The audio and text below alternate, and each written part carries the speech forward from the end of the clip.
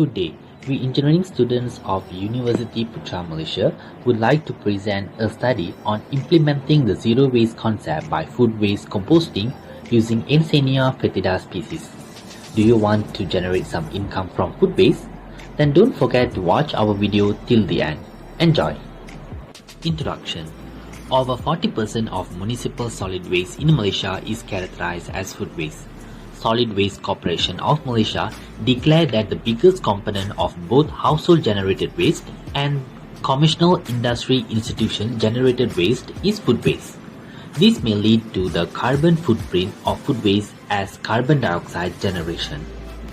There are over 200 dumping sites in Malaysia and only 14 are sanitary landfill that implement proper treatment systems.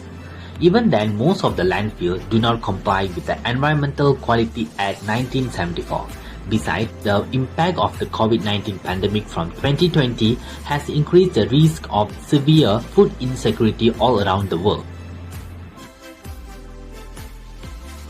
As the solution for those problems, we develop a practical and more efficient food waste disposal method where the food waste undergoes vermicomposting to produce biocompost and produce fresh fruit for both self-consumption and income generation purposes. Our solution will deliver the impact of the study in terms of healthy environment, economic development and social welfare improvement. By conducting this research, it will help to create and promote a sustainable waste management practice in the future. Besides that, food waste composting aids the agriculture sector by promoting higher yields of crops. Moreover, this biocompost helps to improve soil fertility that is being used for reforestation. By cultivating this solution, able to provide a sustainable plant growth medium in growing plantations. Process flow. The process begins with food waste collection. Household kitchen waste, which comprise a variety of vegetable scraps and fruit peels, are collected in a bin. Please avoid meats, bones, oil fats and grease which will harm the worms. Pretreatment. One of the fastest pretreatment methods is a thermal pretreatment. By thermal pretreatment, the moisture content of the food waste can be controlled. Some of the chemical pretreatment that are classified are alkali, acid and ionic liquid pretreatments. Thermal chemical pretreatment is one of the commonly combined pretreatment practices where the food waste is soaked in sodium hydroxide solution before heated in an autoclave. Pre-composting. Pre-composting is conducted for better thermal stabilization, initiation of microbial degradation, and softening the food waste. Besides, it will encourage the production of beneficial microbes that break down organic matter in food waste. Vermicomposting. In this step, Encenia fetida species, redworms, were added to begin the vermicomposting process. Compared to traditional composting, vermicomposting requires less space and time. Harvesting. There are few different methods to harvest the biocompost such as manual harvesting, bulk harvesting and screening or sieving. Germination. In this step, biocompost is used for germination of plants. This will provide an organic, chemical-free and fresh fruit supply. Income generation. This study helps to generate revenue primarily through the selling of organic fertilizers. It can also generate additional revenue from the selling of raw food products like veggies.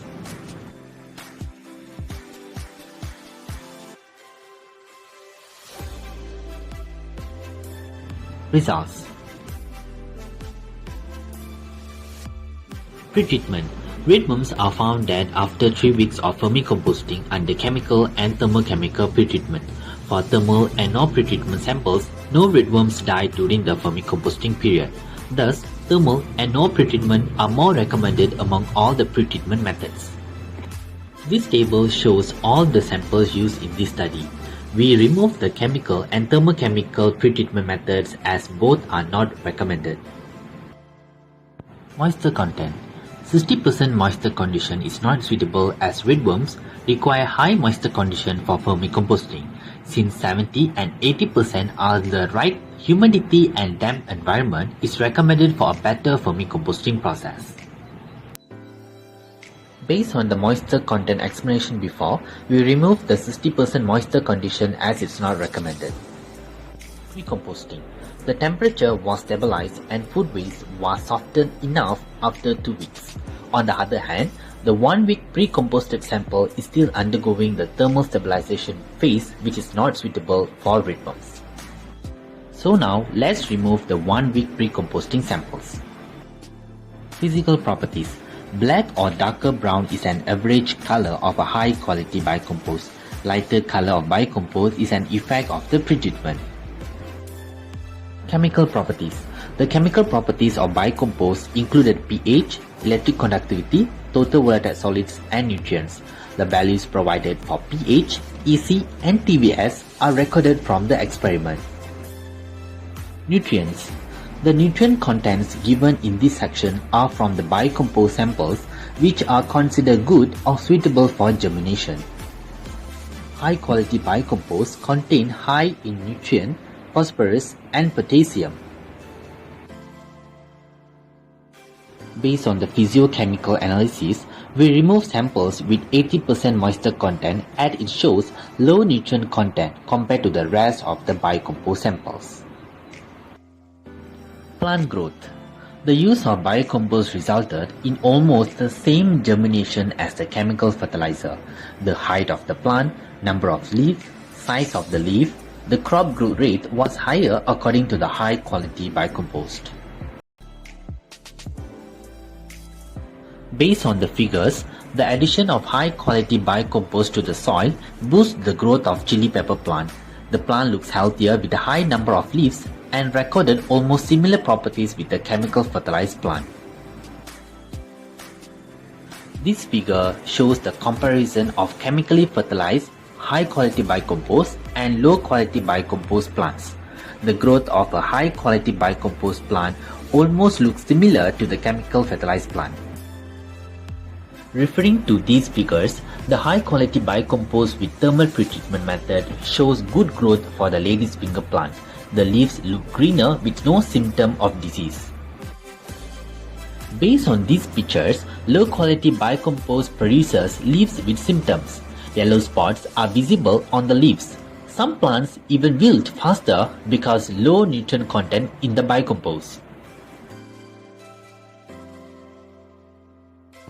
At last, 4 samples were left to identify the best recommended parameters to be followed to produce the high quality of bicompost. We can observe and recommend that the food waste to be thermal pretreated and followed by 3 weeks of pre-composting with 70% of moisture content as the best choice of parameters. Impact of study. Impact to society. Ensure food security and also create job opportunities. This research can operate as a small business which provides new jobs for the community. Impact on the environment. Biocompost used as a soil amendment and protects against plant disease.